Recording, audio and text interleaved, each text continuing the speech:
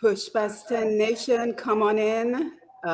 Post a message, let us know that you're here. Check in. Simone Matthew here. And today we are joined by Mr. Hector Spags John. As you would have known, yesterday during the peace walk in Dominica, his sister was arrested. So, of course, we as Dominicans, as one family, we're all very concerned about what transpired yesterday. So come on in, share the live, let everyone know that we are here, because this is what this platform is about. This platform is about coming together to share our concerns. We come here to celebrate and promote Dominica, but we also use this platform to air our concerns and the level of interference with the police during these peaceful walks has certainly been a concern for many of us as Dominicans. So today, again, we are joined by Mr. Hector Spags John, whose sister was arrested yesterday during the peaceful Wednesday walk. So let us bring him in so he can tell us about what transpired yesterday. Hector, how are you today?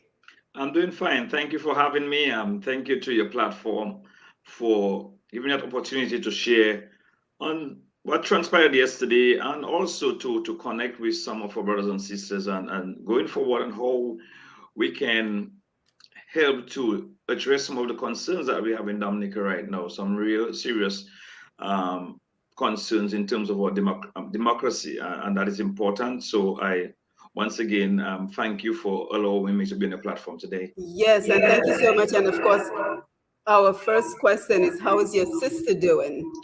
She's doing great. She's in high spirits. She's a person that is always positive. She said that while she was locked up for the 6 hours, she was just singing songs of praise and having a conversation with the other guys on the other side in locked up that was hearing her. So she was having some productive dialogue with them, in terms of bettering their lives and what to stand up for, and why it is important that we as Dominicans should understand know our rights as citizens, and why a thriving democracy is important for each and every one of us. Yes, So and I she's in heard the her, streets. Yeah. yeah, and I heard her on the radio this morning. Yes. And it seems like she's quite a formidable young lady. She's sounding strong. She's in good spirits, like you mentioned. Yeah. But she unfortunately could not divulge a lot of information about what transpired yesterday. So, as far as you know, Hector, were you actually at the walk yesterday? I got into town while they were just preparing to leave to walk. I was looking for parking. Mm-hmm. So by the time I got parking, somebody called me and told me, look, they pick up your sister, just Okay. like that, and they brought her to police station. So that was about quarter to 22, quarter to 11 yesterday Okay, so, morning. so for those who are less familiar with the peaceful walks in Dominica, this is something that has been going on for the last 20 something weeks, Yeah, where a 24 group weeks. of Next week will be the 25th, so the 24th week. Yeah, yesterday was the 24th week. So Yeah. 24 weeks, and it's just a group of concerned Dominicans who are walking for peace, justice, prosperity, walking against child abuse. So just kind of walking against the ails that seem to afflict our society. And these people have met with, many times insurmountable challenges, being blocked from walking on certain roads, having their pictures taken as in, we can use this as evidence against you, having sermons being sent to them because allegedly they're breaking the law. So Hector, since you were not there yesterday, kind of just tell us what you know about what transpired yesterday. Since that is a matter before the court, I will try to limit my discussion on some of it. But I just know that you were walking and there was a barricade somewhere on Independence Street and Kennedy Avenue, just to around Burton's and Company right there. So it's in that vicinity it happened. And the police, what I'm hearing, that the barricade was pushed on them and they pushed it back on the police, and the police collared her, and that's where it started. But as to the details of it and everything, and she was dragged to the police station. She was not allowed to walk or let a woman police officer handle her and whatnot, and that's some of the concerns that we had, and she was left in there for 6 hours for they said it was for battery. You arrested her, and then no one could find the arresting officer, so they could have addressed that matter within an hour or two. But it stayed until 6 hours, and she was given station bail. They didn't allow it to go to the court and whatnot, and so she has to appear in court on Friday. And interestingly, about the station bail, that they didn't want it to go into the nighttime because people were getting very agitated, disrespected, frustrated. And I think that is the modus operandi of the police right now. And it's very disappointing. As a citizen, I have been arrested already as well. And my sister and I were cut from the same cloth. We stand for what we believe in, in terms of fighting for Dominica. My sister was in the US, she came back down.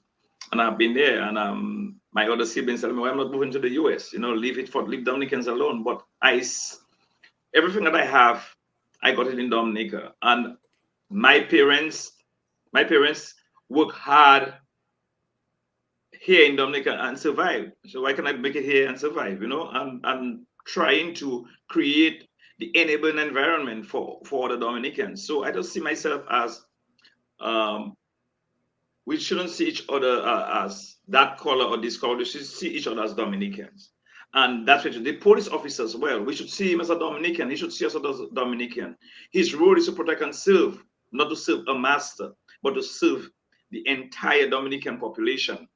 And yesterday, I think it went over and beyond in terms of he ensuring that he was protecting and serving. But he instead handled my sister, and that didn't went on well with me and the other members of our family.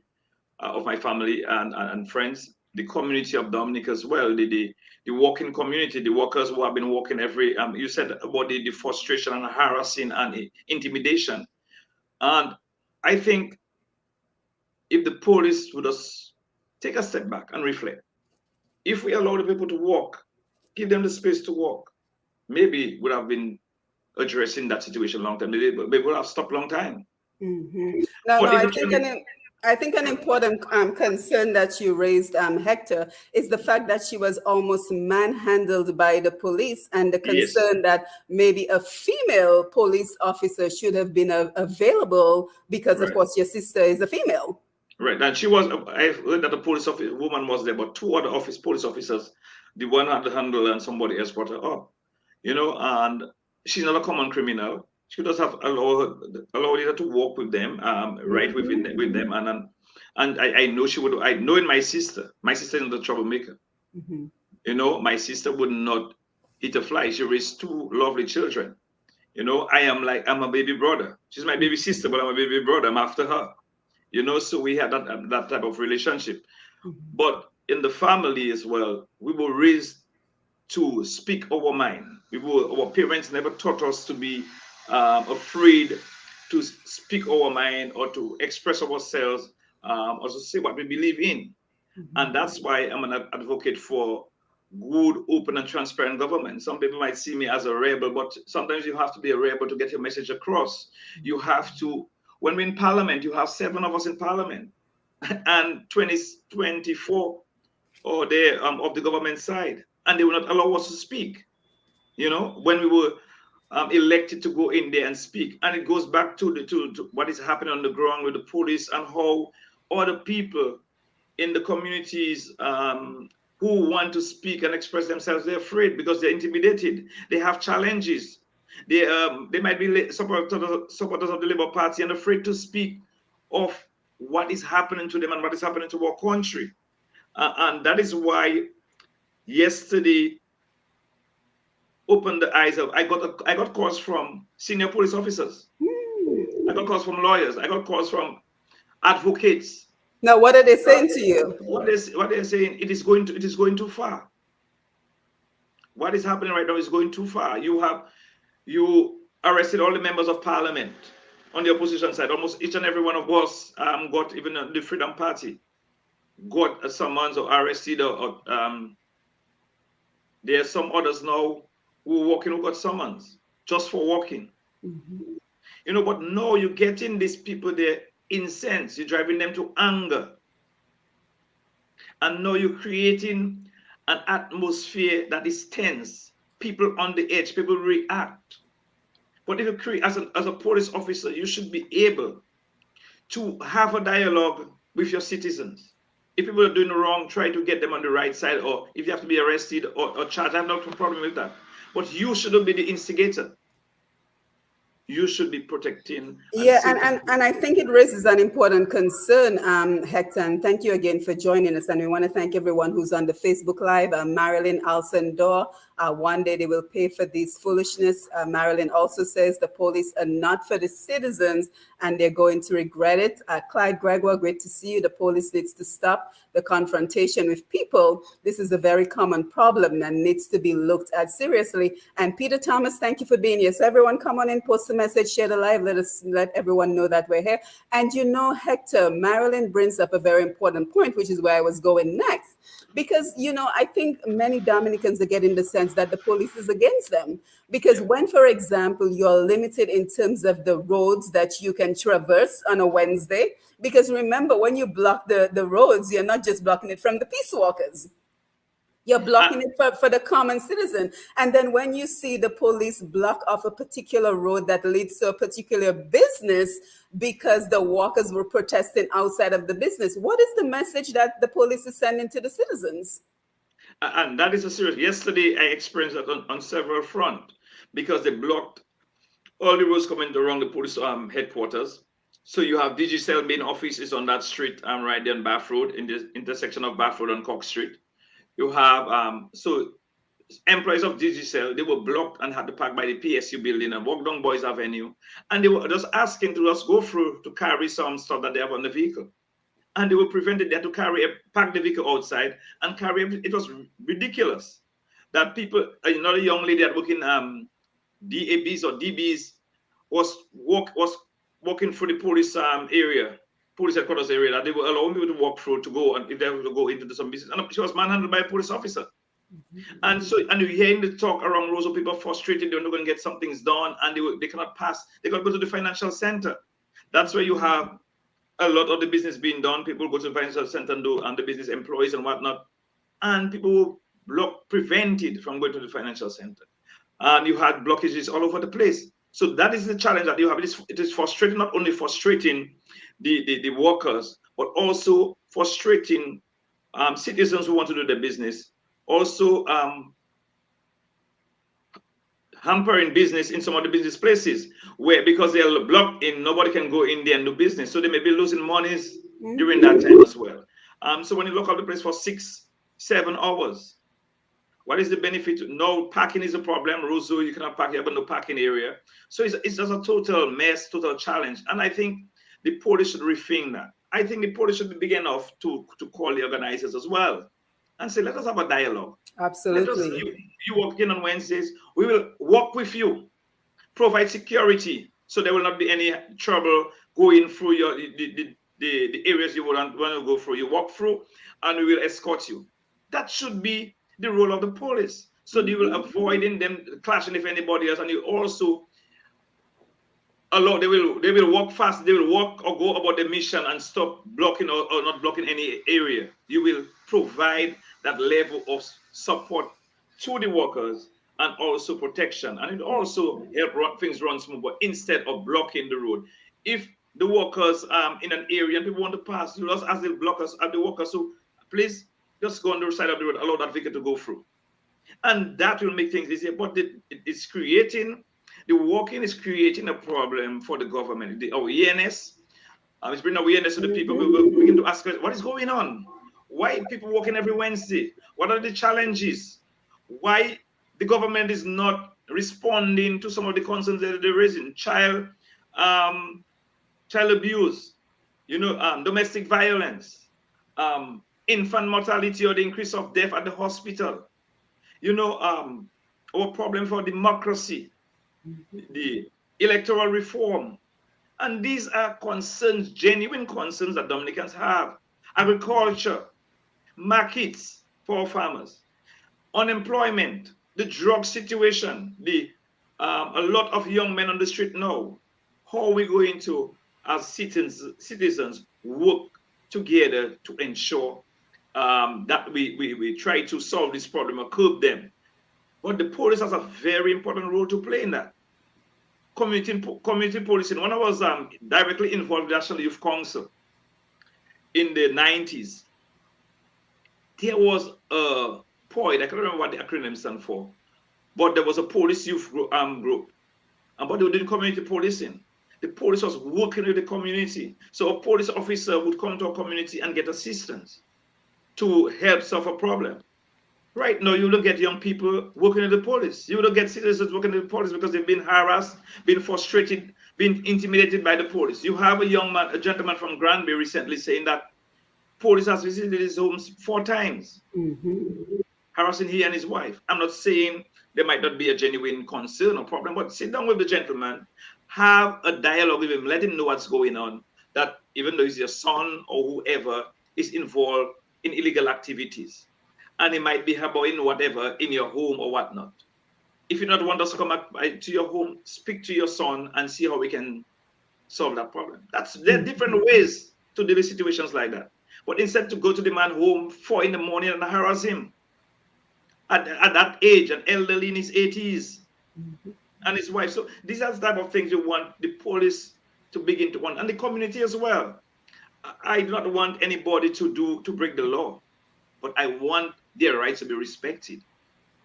And that is what we all should strive for, to ensure that we have working organs in the country. The courts is working, the electoral system is working, everything is working, democracy is striving, that you have that all cylinders working, well oiled, you will have a system that is thriving. Yeah, and you know, Hector, I'm happy you mentioned that, because actually on my next Roots Connection program on Q95 next week, that is what we're looking at.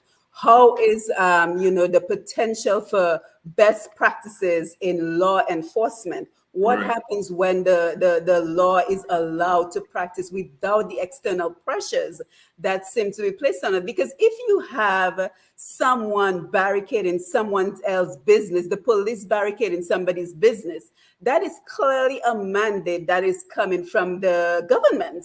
Right. Because an average citizen like me or you cannot simply call the police and say, hey, I don't like the fact that the peace walkers are walking on my streets, like you created a street in Dominica. So I would like for you to come and prevent them. An average citizen cannot do that. And then if you think about it, Hector, and again, everyone on the Facebook Live, thank you for being here.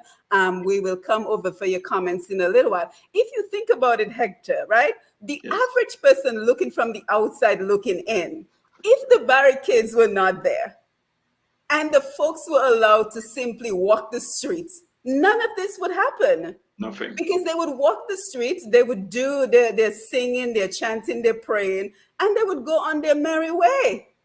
And they would, as you see, creating a problem. Right, but as you see in other democracies, in other countries, that people are walking, protesting, and they're being protected by the police. Yes. Not with ammunition, police, plainclothes officers. The presence are there, so people know that the police are there to protect and serve. Those who are walking can walk freely, chant, express themselves within the confine of the Constitution. But now you're aggravating the situation, and you're getting people vexed. You're getting them, you're going to turn confrontational, and you also get physical. And we do not want that. We should allow people to express themselves.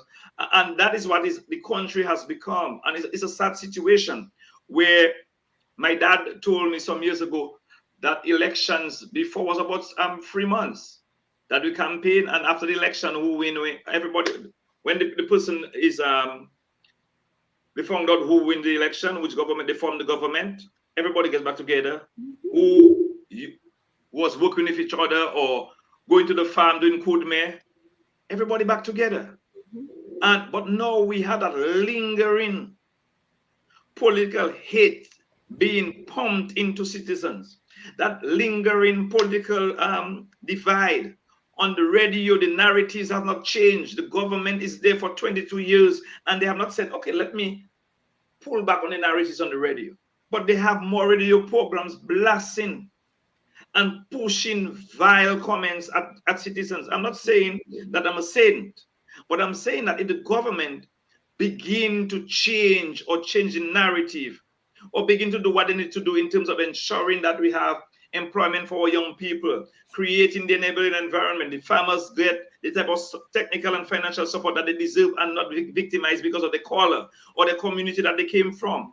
But when you have support from the World Bank and the EU for farmers, grant funding, and these funds do not reach the farmers who need it, or the fertilizer goes to shopkeepers and bus drivers for them to sell, that will aggravate farmers.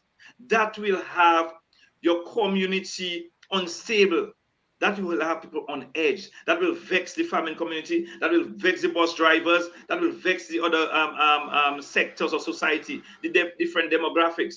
And that is why right now you have challenges at the hospital. Nobody's talking about the amount of deaths, especially infant mortality rate. Nobody's talking about it. But we have a serious problem there. And these are things we need to address. And as you rightfully said, there are different sections in the country that needs to address the area, the situation or the sector. But the government tentacles is inside of these institutions, inside of the sectors. And that is why every institution of state has been undermined and compromised by the government. Why is that so? You know, the highest law court of the land is in Parliament. We're not given the time and the chance to express ourselves as parliamentarians and to speak up to the issues of our communities. We're being muzzled. And these are the challenges that we have. And it is a vexing situation. It is an situation where people are too passive. I am saying that we are too passive. We take everything for granted. Let them fellows do what they want. No, it's our country.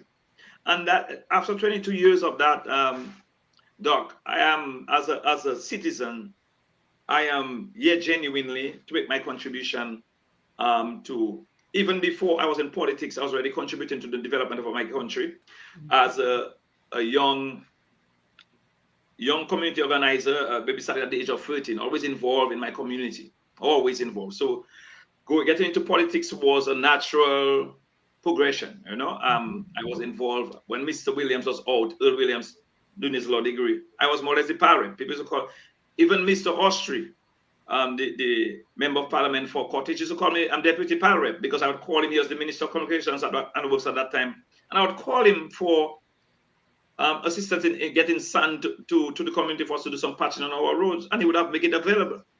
Right now, I'm a member of parliament, and I can't ask for nothing. You understand where it is right now. Right. And let me ask you this, because I think many times I hear the comments, well, what difference is the walks making? You guys are just walking and it's not making a difference. But would you think that because of the walks and the energy that the walks have created, that is one of the reasons your sister was released within a couple of hours, unlike Thompson Fountain, who spent 2 days in the holding cell? Do you think that is the impact of the people? That is one of the reasons your sister was released within a few hours. I think it's the main reason is that she's from Salisbury. Because we'll not let her get into the nighttime. She would not have slept in the cell. I know that.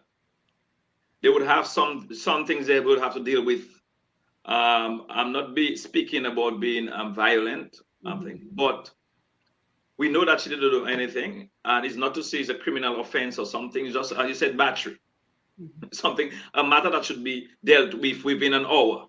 Also, do your processing or whatever you have to do, and to keep her there for 6 hours. It shows that I think there was a level of fear. There's a level of fear going on with the government. It is filtered down for the police force to act against the best interests as the police force of the state and not the police force of the government and the prime minister. And that's something we have to work on as well as citizens, knowing the institutions of the state belong to the citizens of the state, not to any government. The Labour Party is the majority in government. because we are part of the legislature as well, the opposition. They have the coffers of the state. But the police is not serving the government. The police is serving the state. And that is where we should begin to understand our roles. Who am I serving? As the government members, as member of parliament for Salisbury, who am I serving? I am first serving, even though I got elected through the United Workers' Party and being parliamentary opposition, part of the parliamentary opposition. I am serving the community of Salisbury, Coalition, and Monarchy. That is why I got elected, even though I'm a member of the United Workers' Party. But my role, my official role, is the member of parliament for Salisbury, Coalition, and Monarchy. And I have to ensure that I play that role in that capacity. And the police has a role to protect and serve. My sister is part of the Wednesday Workers. My sister is an advocate. She's an activist. She has a role to play. In every democracy has people playing their roles. She has to play her role within the confine of the law. She's doing that. You as a police officer should be able to be diplomatic and try not to create any unnecessaries by aggravating a situation that is already on edge. And I think that is what is lacking in the police force. The police officers that we had 20 and 30 years ago would never do that. They would not even listen to the dictates of a politician. They would ensure that they serve within their capacity as police officer, as prescribed by the police officers' laws, the Constitution of Dominica, the different ordinances, that they play their role as police officers in the interest of every citizen, not just the president or the prime minister or the ministers of government, but every citizen, even the Joe Bloke, the drug dealer, the drug addict, and the mentally ill and homeless. They have their role to play as citizens, as officers of the state, to protect and serve every citizen. And that's where we have lost it. And I'm hoping that, Doc, that conversation of seeing Dominica first would appeal to every citizen, and we begin to act as Dominicans, not stop moving the collar. We should begin to remove the collar, the party, the community where you're from. The stigmatization we should end it. Stop stigmatizing anybody or putting them in a group. But the group we should first see, we are Dominicans. We would like to see Dominica. Doc, if you're from Portsmouth and I am from Capuchin, both of us going to Roseau, but you say, I'll take my vehicle and I want to go to Roseau. I will go to Roseau through Marigot, through Bells, and through Poncassi, and into Roseau. I might say, we'll use the Oliver Libler Highway, but we both are going to Roseau. But for you to go to Roseau, you might say, but I want to stop to Marigot to get a breadfruit. That is where you want to go to, but we are going to Roseau. And that's why it is different. We all want to see Dominica in a better place. We will have different ways and means to get there. But there's things that should be done within the confines of the laws of Dominica, and it's not being done. So people will always retaliate, will revolt, will have a problem in those situations. And that's why you will have the room and the opening. That's why the provision was made for protesting, to gather, to speak your mind, to express yourself. That is in the Constitution of Dominica. Every citizen has a right to speak their mind and to express themselves. And these are the challenges that we have. And it is sad where we are in 2022, where we should be able as citizens to express ourselves freely within the confine of the laws of Dominica and not be harassed by police officers being directed by the politicians, by the government. Yeah, and I think it begs an important question as well, Hector, in terms of, well, did the police know that she was your sister? Because considering all the opposition and, everything else you guys have experienced as the opposition United Workers' Party, it does beg the question. And Dominica is a small community, is a small place. Everyone knows everyone. So it begs the question, do you believe that this particular situation came about because they know, or it was one of the reasons was because they know that she's your sister. And that this is one of the discussions we're having, because what since the work started, they began taking pictures of the workers and begin to get to identify the names, where they come from, who they related to, and so they had that data. I'm finding out by speaking with one of the individuals in there who was giving me some information yesterday. So they know most of the individuals. I am not sure if that was coincident or it was something that transpired. We get trying to get more information on it, but it's a situation we have to look at. People being targeted, and something as well that the target is to see how they can neutralize some of the workers, neutralize some of the individuals who were involved. The people around Mr. Fatton Martin. This was my second time going to the work. I will not lie Coincidentally. about it. I am not like I will not lie about it. I'm a revolutionary. I'm an action individual. I like to see things done. I am part of a political party that I respect, so I fall in line. So I prefer to stay home. That's why some time ago I stopped hosting our radio program, but I started back. I'll be on tonight because Mr. Lambert Charles is not doing well, and that was one of the reasons. I love to talk, but sometimes you have to curtail the talk and act. And I believe that Dominicans, we are speaking a lot now. We know the issues. United Workers Party and other parties, the Freedom Party, other pressure groups, CCM, and all the other pressure groups over the years have been speaking to the issues, the concerns where we are. Our political party has raised all the concerns and things we can do better to move our country forward. And we are not given the opportunity because of the failure to have electoral reform, and we're hoping that we can get electoral reform before the next election, because the country needs to breathe, the country needs to turn, the country needs to exhale, the country needs fresh leadership, new guidance. I used that example yesterday. St. Lucia, for the past 6 election cycles, they have changed the government in St. Lucia, and see what happens. They have 17 seats, and nobody has won by a minority or a slight majority. No one. You never hear that the Labour Party or UWP in St. Lucia won by 10 seats or by 9 seats. It's 11, 12, 15. Because the people, they're letting the governments know, the leaders know that you don't own our country. Right. We vote you in. And every 5 years, if you see St. Lucia, we have Dominicans moving to St. Lucia to work. And these are type of things we have to look at.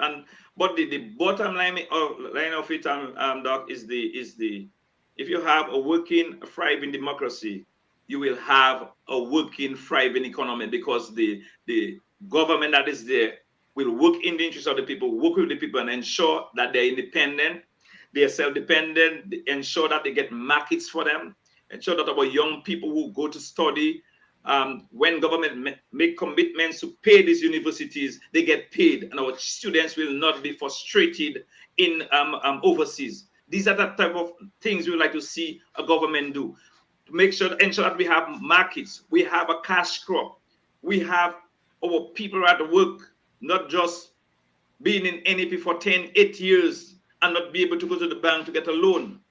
I worked for 11 years. By the time I had 11 years working at DBMC, I'd purchased land and built my house already. But the young people don't have anything because they cannot face the bank. They have got a steady job. They have got a fixed job where they can have a set appointed by the government or in the private sector, where they can face the bank and say, look, I get my salary every month. I can pay for that. Yeah, and we're seeing the implications, because First Caribbean Bank is closing shop in January. Because there's no business for First Caribbean Bank, at least not in the mortgage industry.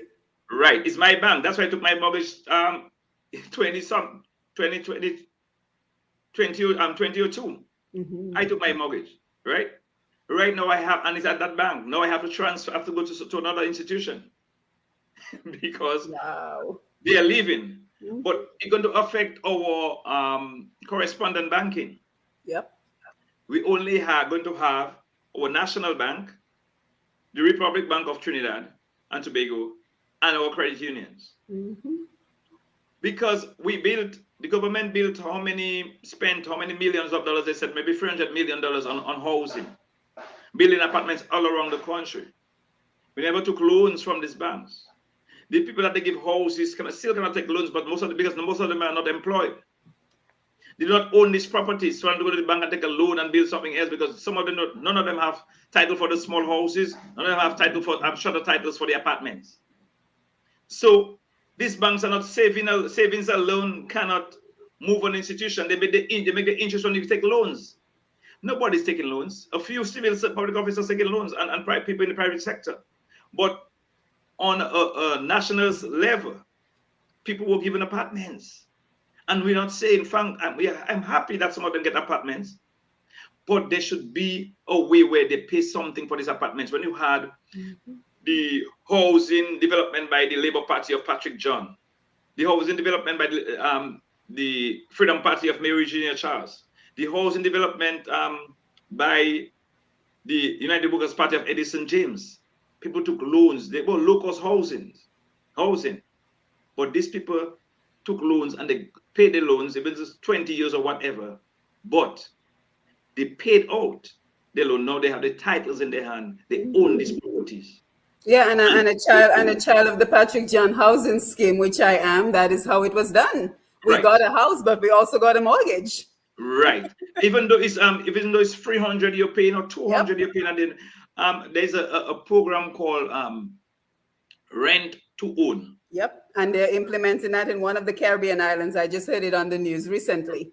Right. So if you put them in the apartment, say, okay, it's only 100 you can pay that $100, but at the end of 20 years, $300 a month, but then 20 years or 10 years, whatever, we'll give you a shorter title. That is a proper, that you own that, and you will pass it on to your children. Right now, if somebody passed away in that property, in these apartments, they give it to somebody else. Or if you did not like you in that apartment or they remove you, somebody else get the apartment.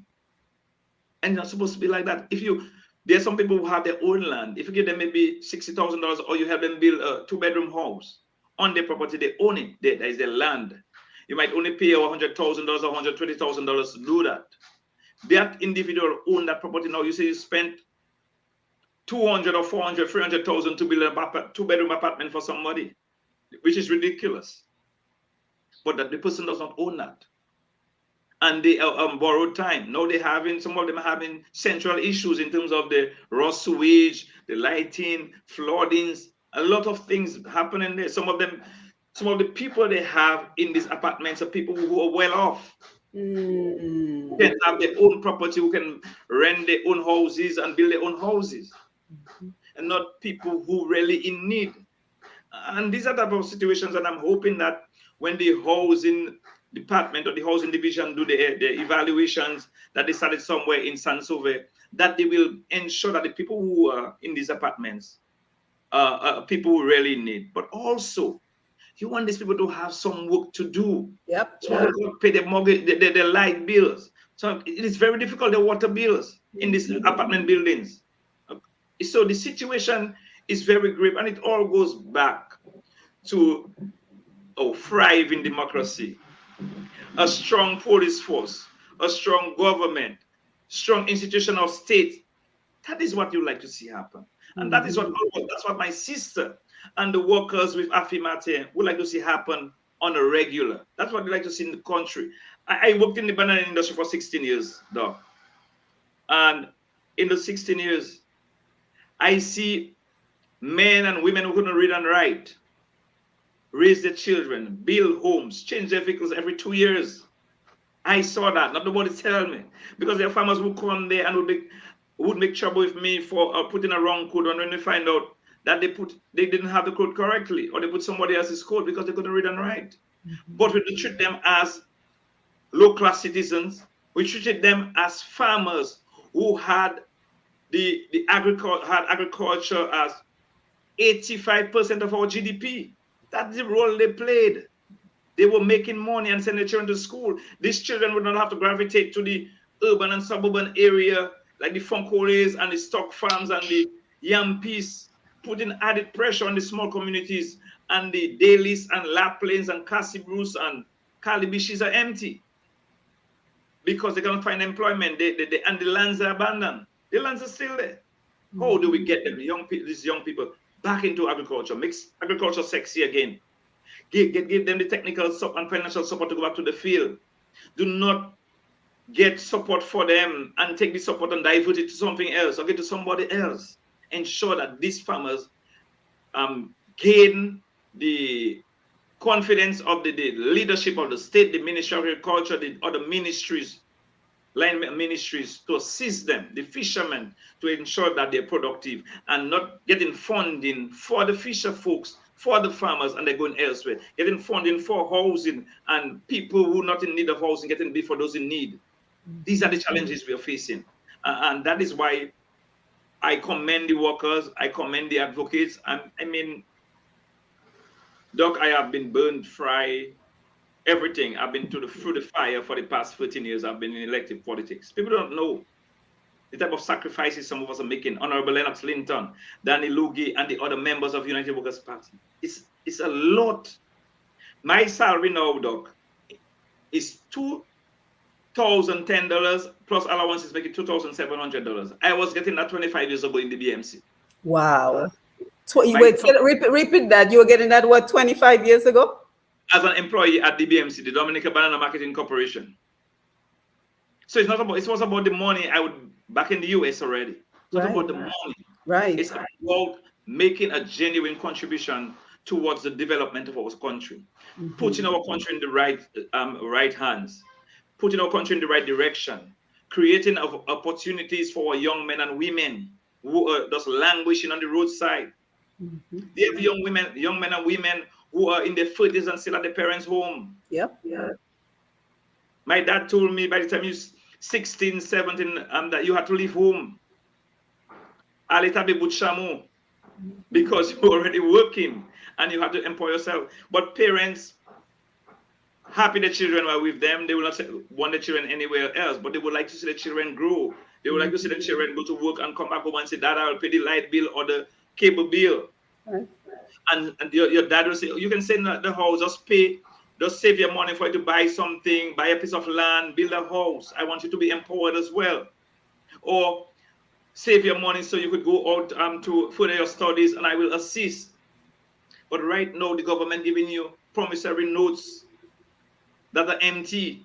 And you are at Midwestern State University or elsewhere, and your tuition at Monroe College in New York and your tuitions are not being paid. These are the sad realities we are faced with.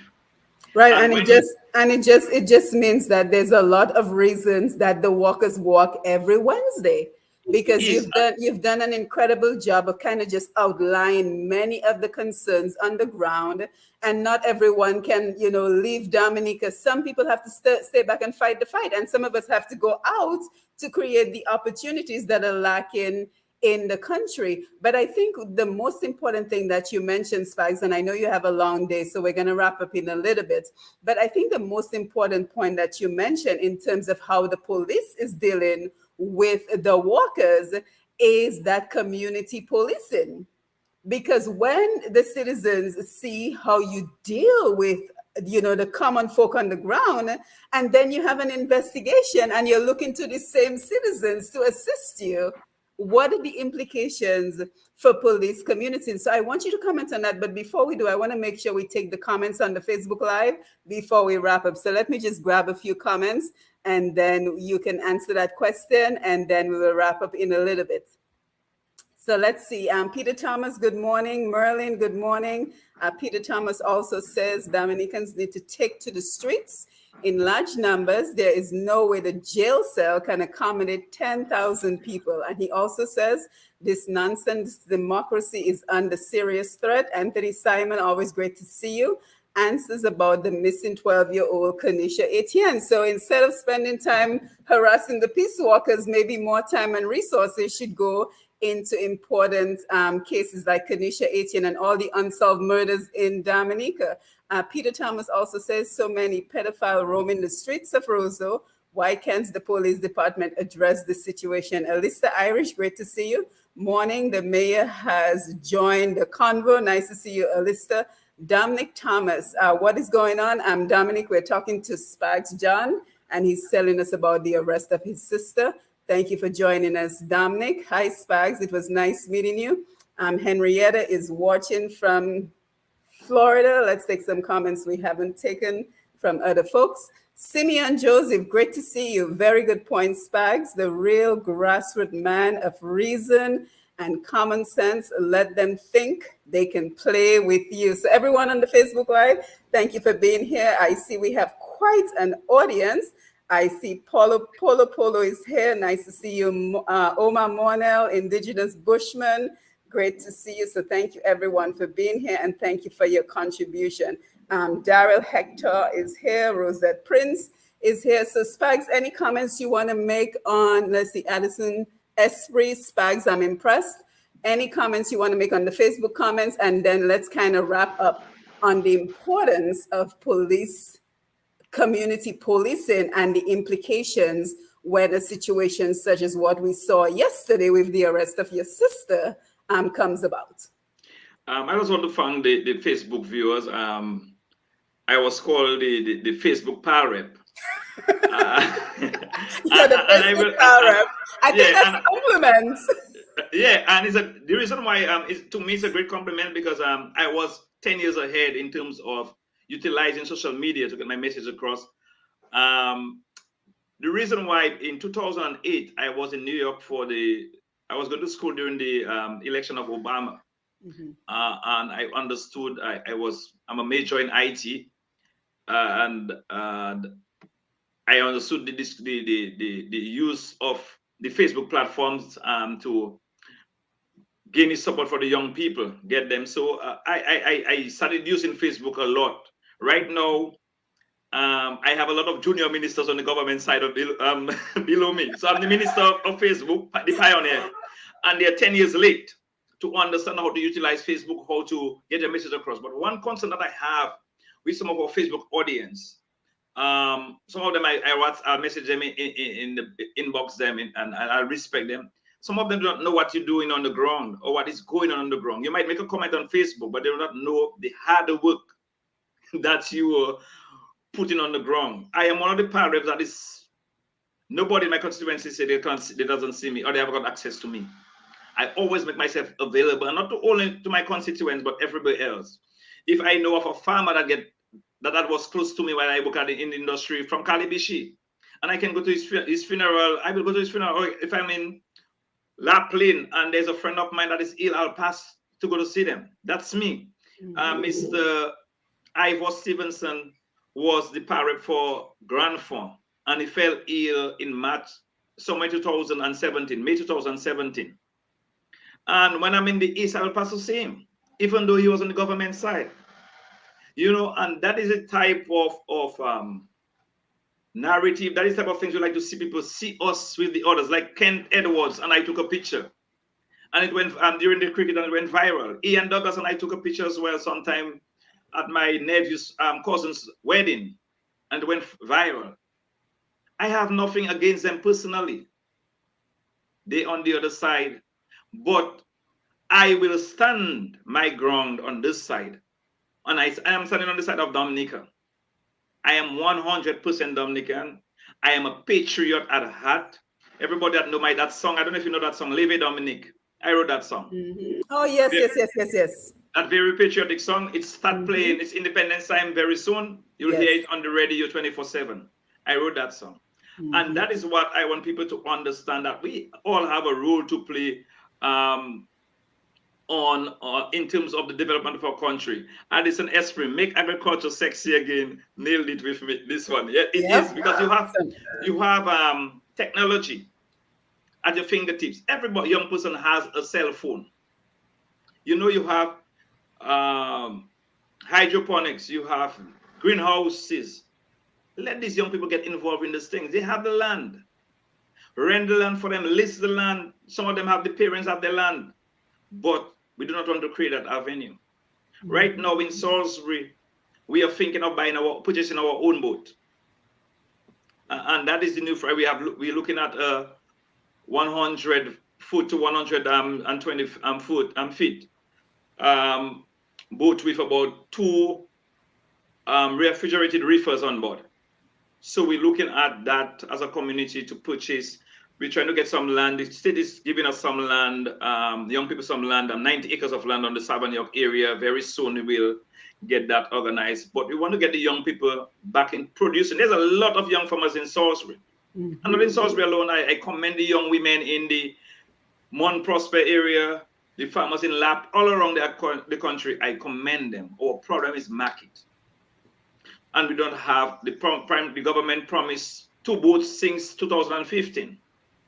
We are not getting that. So these are the type of things we like to see happen in our country for our young people. Give them that opportunity. If they want to be entrepreneurs, if they want to further their education, give them an opportunity. But if they also want to go back and work the land, and you can be a farmer, a commercial farmer.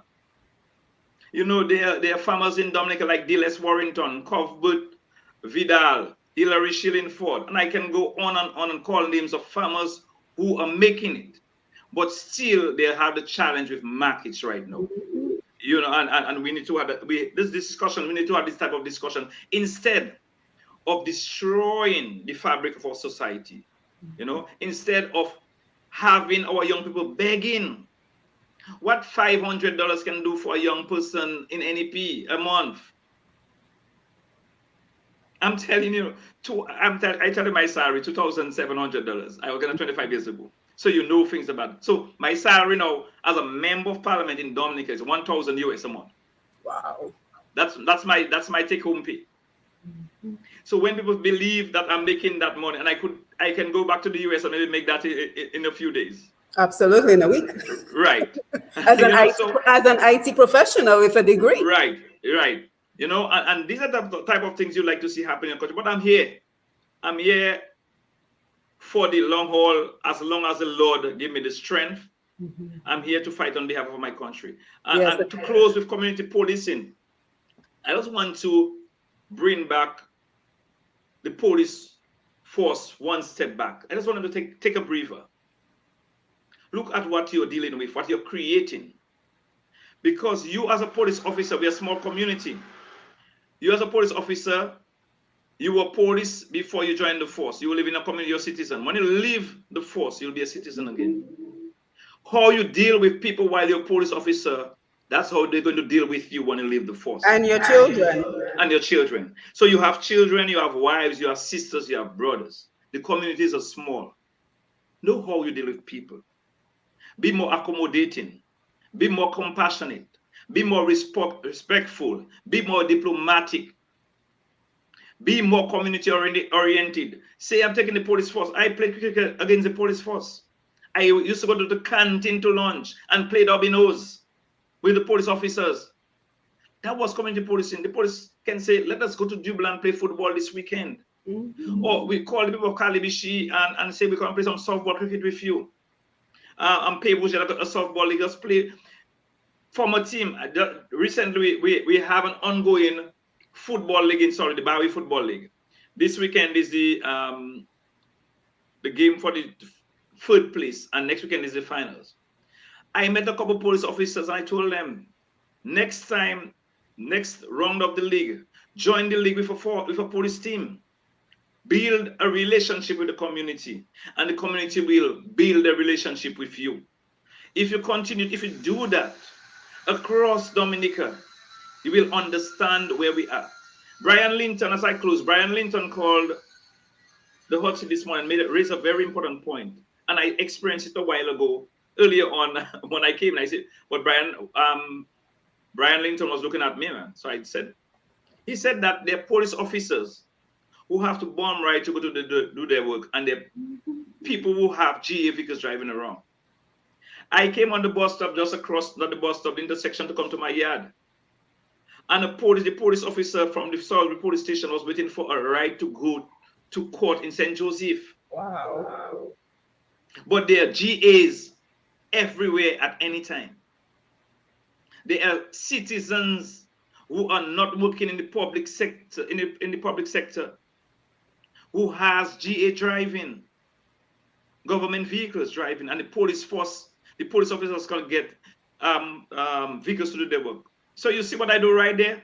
I'm showing you that when the police do their work, I'm not against the police, but in return, I would like the police to respect me as a citizen, respect my rights, respect every citizen, respect my sister, respect Afi Martin, respect all the workers, respect Lennox Linton, Danny Luge, Ken Vital, Reginald Ostry, Roosevelt Skerritt, Melissa Popon, respect everybody. And we will have a country where that will more, my good friend and cousin Ronnie Isidore would always say, let us get our country back to right order. And that's what we need to do right now. Yes, and I want to thank you, Hector Spags John, for joining us today. I think you mentioned that your sister is due for court on Friday, so I hope that these charges are quickly done away with. And we've had some great comments. We want to thank everyone on Facebook. Mr. Gordon Henderson, thank you for your comment. Doc, you've squeezed the best out of Spags. Thank you, Gordon. All the best in France. Yes, this is my brother. Yes, thank you, Mr. Henderson. Yes, so again, thank you for being here with us, Spags, on Push Past 10 to tell us about the latest update with your sister. I hope that you will keep us posted. Of course, I am Simone Matthew. Don't forget to follow Push Past 10. Don't forget to click the notification button so you don't miss when we go live, because apparently we go live just about any time and day these days. So, Spags, I will give you the final comments and then we will let you go carry on with your busy day. Yeah, Doc, I want to thank you for bringing me on your platform. I'm sweating. It's very hot here, and I didn't put the fan, nothing on. I just I got mine by my foot. It's hot. I think for the past couple of days it has been hot, and Salisbury is a very relatively hot area, and I live above the sea, so I'm right there. So it's very hot. My sister lives up higher up the village, a place called La Savannah. And so right now she told me she's in her backyard doing her backyard gardening. Nice. That's how we were taught. We were raised. I have a lot of things planted in my backyard as well. We do that to keep ourselves occupied and also to share with our neighbors as well. We were taught by our parents, never let anything waste at home. You know, if you have too much and it'll waste, give your neighbor, give a friend. And so people come to my home, they take limes, they take whatever. Things not to sell, things for yourself. They come and we share, you know, and that's what it's all about. And that's what I would like to see in our country. Get back to right order, a gentler society. And you creating that platform as well will encourage some of us to share that word, to go online, share the link with others, and we can continue to have that dialogue of respect, the dialogue of love for country. And I think right now, during the independence season, is the best time for us to show patronage to our country and what we'd like to see happen going forward. Government come and they go, but we want the government that is there at the time to respect our rights and to ensure that they do it working in the best interest of each and every Dominican. And you creating that platform for us is welcoming. It will encourage others to create more platforms, and the dialogue will continue. I just want those of us overseas, once again, to try to reach out and get more information before attacking some of us who are on the ground. Because a lot of us on the ground, we do not know what we're going through. If you know what people like myself has been through for the past couple of years, you'd understand. When you have your family telling you, Hector boy, people don't want to hear, pack up. I would have been much further if I was in the US in terms of what I was planning to do for myself, my personal development. But I have never regretted coming back to Dominic in 2009. I have never regretted it. And I continue to be, despite the challenges, the frustration, the intimidation, the victimization, I continue to push on. And that's why I love the name Push 10. I continue to push 10. Pushing 10. And that's why all hands on deck.